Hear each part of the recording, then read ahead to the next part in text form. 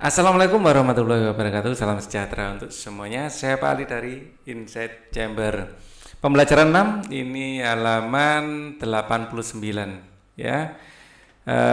Untuk pembahasan yang lain ada di sini ya, di playlist ini. Link dari playlist ini ada di kolom deskripsi. Oke, kita langsung saja bahas. Pembelajaran 6. Tahukah kamu siapa pahlawan nasional yang memproklamirkan kemerdekaan Indonesia? Ada dua orang ya, Soekarno dan Hatta. Di sini kita akan mempelajari Soekarno dulu.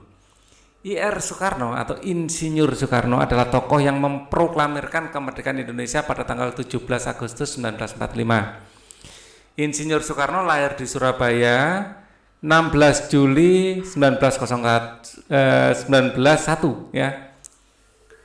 Sekolah dasar diselesaikannya di Mojokerto dan sekolah menengah pertama di Surabaya. Setelah tamat sekolah menengah pertama diselesaikan di Surabaya, ia melanjutkan pendidikannya di Institut Teknologi Bandung. Ya, kalau dulu nggak usah SMA ya, langsung habis menengah pertama Bandung ke kuliah ya. Tulislah pernyataan sebanyak mungkin tentang perjuangan Insinyur Soekarno. Ya,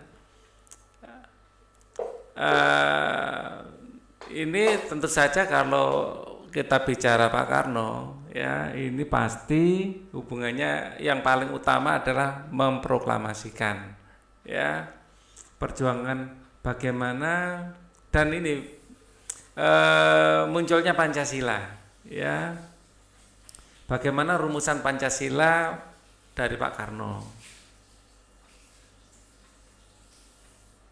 Rumusan Pancasila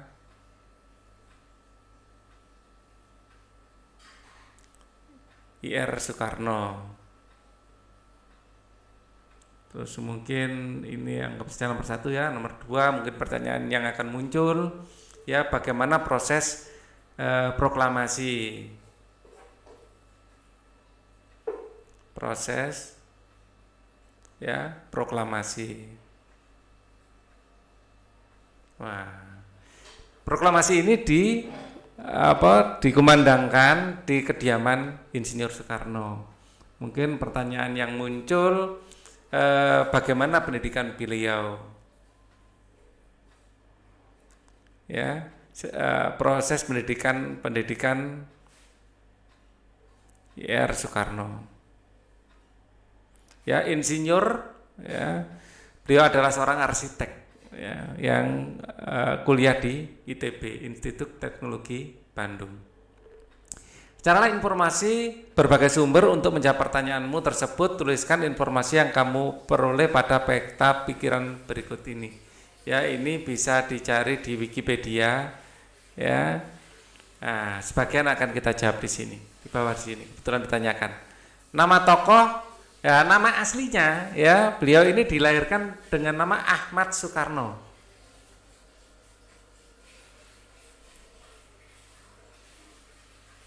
Ya, ini bisa kita lihat di Wikipedia. Ya, nama tokoh di Wikipedia. Nah, di sini di bagian awal-awal ya, orang tuanya bernama Pak Kusno ya. Nah, ini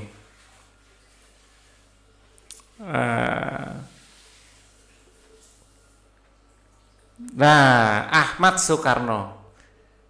Ya, kadang ditulis sebagai Ahmed Soekarno. Hal ini karena ketika Soekarno pertama kali berkunjung ke Amerika Serikat, sejumlah wartawan bertanya-tanya siapa nama kecil Soekarno. Mereka tidak mengerti kebiasaan sebagian masyarakat Indonesia yang hanya menggunakan satu nama saja atau tidak memiliki nama keluarga ya. Ahmed Soekarno. Ya, nama kecilnya nama Kusno, namanya Kusno, bukan dari bapaknya Pak Sukemi. Maaf Pak Ali lupa. Bapaknya itu Pak Sukemi, nama kecilnya Kusno. Ya. Ya.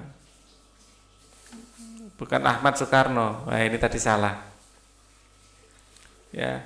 Kusno, nama tokoh, nama aslinya ya. Nama tokoh ini dilahirkan dengan nama Kusno. Ya, dilahirkan dengan nama Kusno.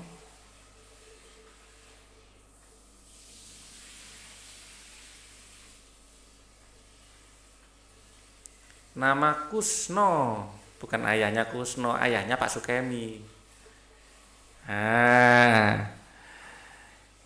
Oke, kita lihat lagi di sini. Soekarno lahir dengan nama Kusno yang diberikan orang tuanya, akan tetapi karena sering sakit maka ketika berumur 11 tahun namanya dirubah menjadi Soekarno oleh ayahnya. Nama tersebut diambil dari seorang panglima perang kisah Baratayuda. Ya. Karena menjadi Karno ditambah Su yang artinya adalah baik. Soekarno, ya. Kemudian hari ketika menjadi presiden, ejaan nama Soekarno diganti olehnya sendiri menjadi Soekarno karena menurutnya nama tersebut menggunakan ejaan penjajah, ya. Kemudian di beberapa negara barat nama Soekarno kadang-kadang ditulis Ahmed Soekarno, ya, bukan nama kecilnya Ahmed Soekarno, ya. Ralat. Nah, tadi Pak Ali sempat membaca ini sekilas. Nah, ini ayahnya itu bernama Raden Sukemi Sosrodiharjo. Nah, ini ayahnya Pak Karno, ya. Ibunya Ida Ayu Nyoman Rai. Ya, kita nanti akan masuk ke sekolahnya. Ya, di pertanyaan berikutnya pendidikan, ya. Pendidikan, ya, dimulai di Mojokerto, ayahnya masukkan dan ke RST Inlandes School, ya, tempat kemudian tempat pertama kali bekerja, kemudian dipindahkan ke Europees Legre School ELS untuk memudahkan diterima di. Jadi pertama dia sekolah di singkatannya aja, ya, EIS, ya, SD, tingkat SD lah, sekolah dasar, ya, sekolah dasar EIS.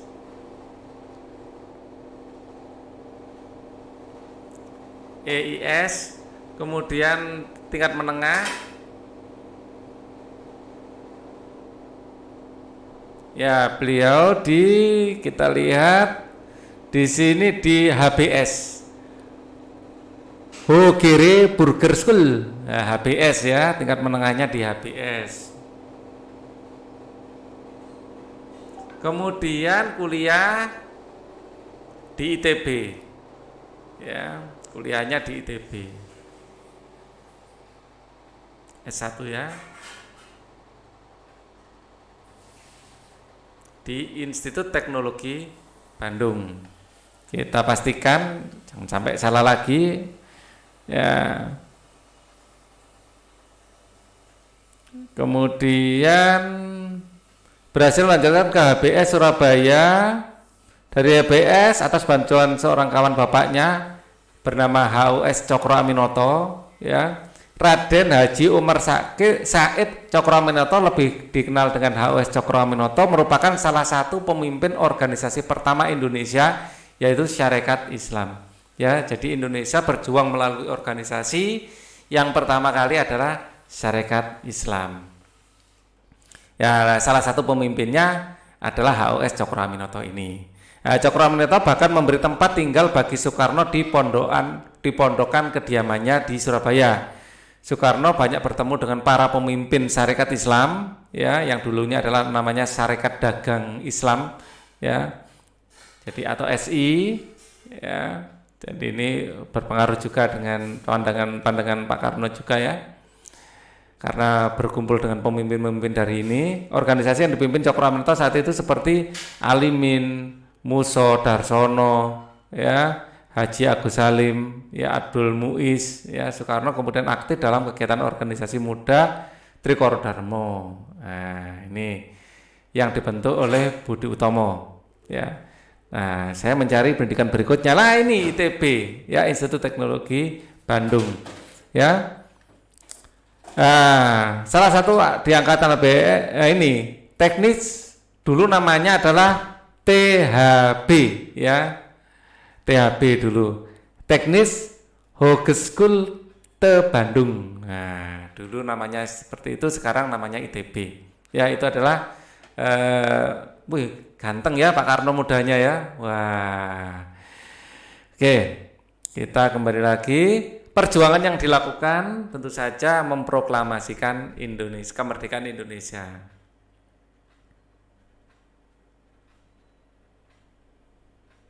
Perjuangan kok perjuangan kemerdekaan Indonesia. Indonesia. Ya, ini dilakukan setelah diculik para pemuda. Ya, karena pemuda ingin segera diproklamasikan, nggak usah nunggu lama lagi. Jepang sudah kalah, ya, dibom nuklir sama Amerika. Jadi sekarang saja Pak diproklamasikan. Ya, sempat diculik di Rengas Dengklok. Ya, di sana mensket proklamasi yang terkenal itu di rumah Laksamana Maeda. Ya, itu adalah Laksamana dari Jepang. Ya, itu malam sebelum proklamasi. Jadi malam akhirnya dibikin sketnya, pagi diproklamasikan. Tempat tanggal lahir kita cari di sini ya, di atas kalau tempat tanggal lahir, berarti di awal biasanya. Ya, di sini Surabaya 6 Juni 1901, ya, di Jawa Timur, ya, di Surabaya 6 Juni 1981. Oke, Surabaya tempatnya, ya, tanggal 6 Juni 19 berapa tadi? 1901. 01. Oke, sikap yang bisa diteladani adalah patriotisme. Ya, ini jelas, pantang menyerah, berani, pantang menyerah.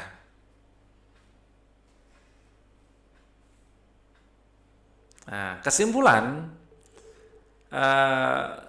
Soekarno adalah pahlawan yang perlu kita teladani. Ya, Soekarno adalah pahlawan nasional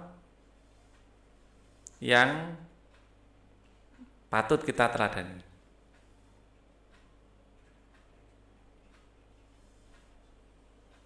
Ya. Presentasikan peta pikiran tersebut dalam kelompok. Insinyur Soekarno atau lebih akrab disapa Bung Karno adalah pejuang pemersatu bangsa, pejuang melawan kolonialisme, imperialisme, proklamator kemerdekaan bangsa Indonesia, serta Presiden pertama Republik Indonesia, selalu dikenal dan dihormati bangsa Indonesia dan bangsa-bangsa lain di dunia. Sebab selama hayatnya Bung Karno telah menyumbangkan seluruh tenaga dan pikirannya untuk mempersatukan bangsa Indonesia agar menjadi bangsa besar yang hidup dalam masyarakat berkeadilan, berkemakmuran, dan bebas dari penindasan. Ya. Upaya Bung Karno untuk menciptakan masyarakat berkeadilan, berkemakmuran sejalan dengan sila kelima Pancasila, yaitu keadilan sosial bagi seluruh rakyat Indonesia. Jelaskan maksud pernyataan di atas sehubungan dengan sila kelima Pancasila. Kamu dapat menerapkan sikap yang menunjukkan keadilan sosial dalam kehidupan sehari-hari. Berikan contohnya. Ya, maksudnya, ya, di sini kalau kita lihat di butir-butir Pancasila, ya, kembali kita ke butir, mengembangkan perbuatan-perbuatan luhur yang mencerminkan ini bersama-sama berusaha mewujudkan kemajuan yang merata dan berkeadilan sosial. Ini yang sila kelima yang konteksnya pas, ya. Kemudian ya, ini yang paling utama yang 12, bersama-sama berusaha mewujudkan kemajuan yang merata dan berkeadilan sosial. Ya, butir ke-12 ini yang paling pas, ya, dari antara yang lain. Sehubungan dengan sila kelima Pancasila, Soekarno, ya,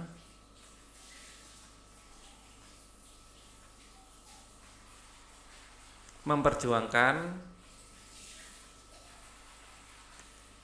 berjuang dalam gitu ya, berjuang dalam mempertahankan kemerdekaan.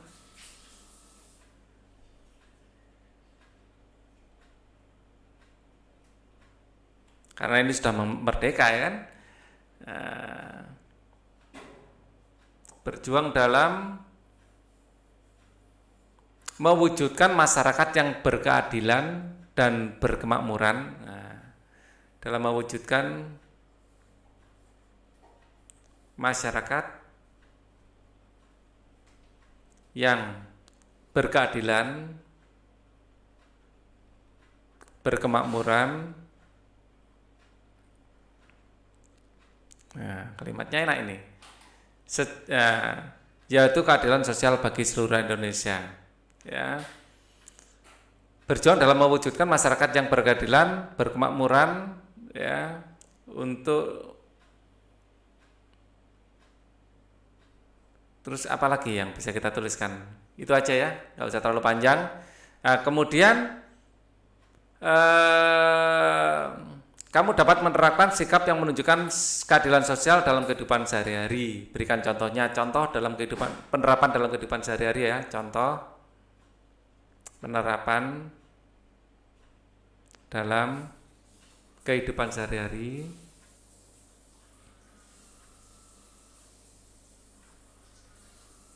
Ya, itu contohnya adalah adil dalam pembagian tugas,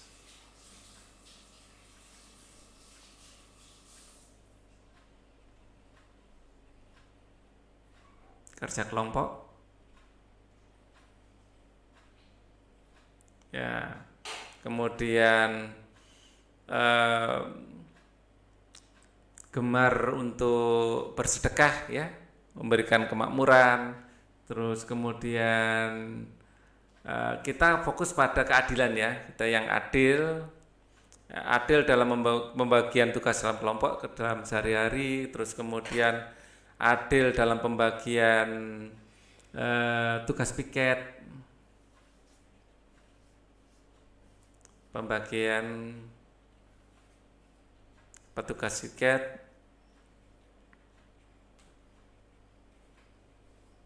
kelas dan lain-lain. Apa yang akan terjadi jika kita tidak menerapkan sila tersebut dalam kehidupan sehari-hari? Maka ketidakadilan akan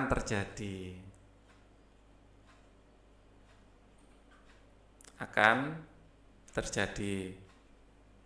Sehingga ya akan menimbulkan keresahan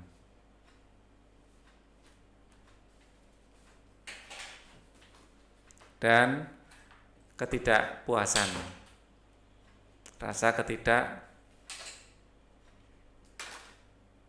ya, misalnya mengerjakan tugas hanya 2 orang saja, 5 orang yang dapat tugas, 2 orang yang kerja, yang 3 orang santai-santai nonton TV misalnya. Ini ya kerja akan resah dan tidak puas ini yang mengerjakan ya, dan akan bisa menimbulkan kericuhan ya. Berarti sikap yang menunjukkan keadilan sosial juga dapat kita tunjukkan dalam kehidupan sehari-hari. Salah satu contoh penerapan sikap tersebut adalah membantu mereka yang berada dalam kesulitan.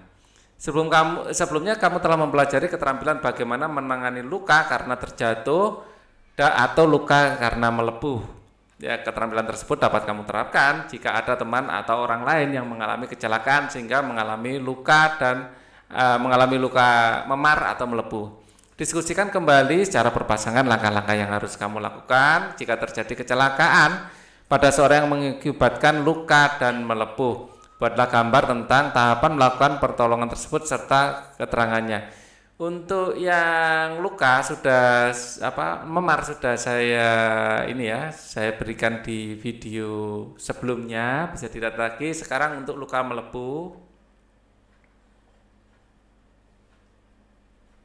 saat tangan kita terbakar, ya, misalnya tangan atau organ tubuh yang lain ya kita itu terbakar, ya, kena api misalnya, ya, atau kena apapun ya, kena api atau kena air panas mungkin, Ya, jadi boleh jadi karena kena air panas ya, terbakar. Nah, itu pertama kita kompres dengan air dingin. Kita kasih air dingin dulu agar tangan itu menjadi dingin. Pertama, tangan kita beri air dingin. Ya. Kemudian kita kasih obat untuk luka bakar, obat luka bakar. Kita kasih obat luka bakar, ya. Pak Ali biasa menggunakan atau odol biasanya orang itu ya dikasih odol gitu. Jadi saat tangan terkena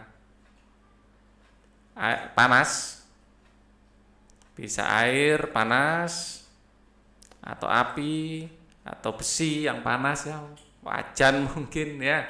Ya, kita kasih air dengan air dingin. Ya, mungkin tangan kita masih kotor ya, biar tidak terjadi infeksi, kita bersihkan ya. Terus kita kasih ini obat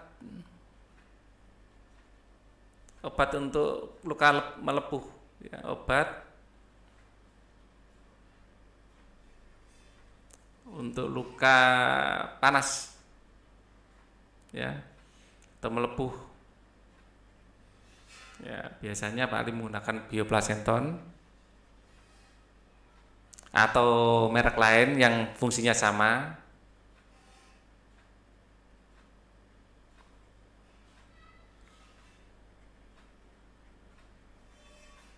ya.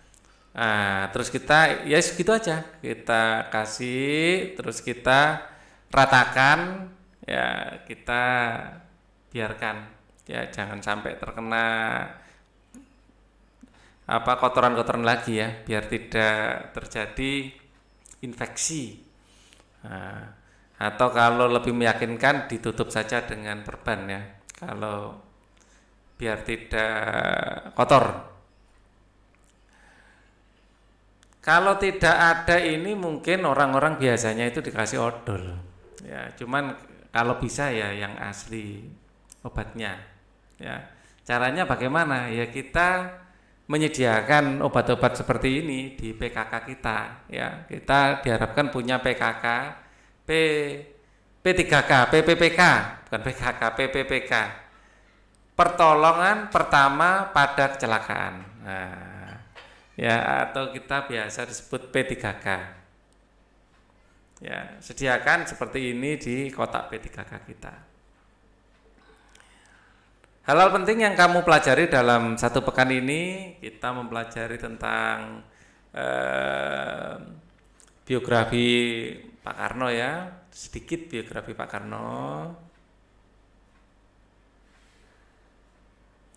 Pak Karno sendiri lebih suka ditulis Soekarno ya. Ya, apa manfaat pelajaran tersebut untuk dirimu, orang lain, dan lingkungan? Ya, manfaatnya kita bisa menteladani, ya, ya, sifat baik beliau. Ya, beliau sangat bertanggung jawab pada pendidikannya, bisa sampai kuliah. Ya, terus sebenarnya di Wikipedia tadi dituliskan juga bahwa karena beliau adalah seorang insinyur, arsitek, beliau juga sempat membuat beberapa rancangan bangunan. Ya, sikap baik apa yang dapat kamu terapkan dalam kehidupan sehari-hari? Ya, menerapkan sila 5. Sila 5 Pancasila. Jelaskan peragakan kepada orang tuamu cara mengatasi luka melepuh, minta mereka menulis komentar ya. Luka melepuh itu ya dikasih ini ya, dibersihkan, dikasih obat untuk luka lepuh khusus ya, bukan betadin, bukan maksudnya bukan obat merah, tapi ada obat khususnya. Ini adalah akhir dari video kita. Kita akan ketemu lagi di video selanjutnya. Thank you for watching. Wassalamualaikum warahmatullahi wabarakatuh.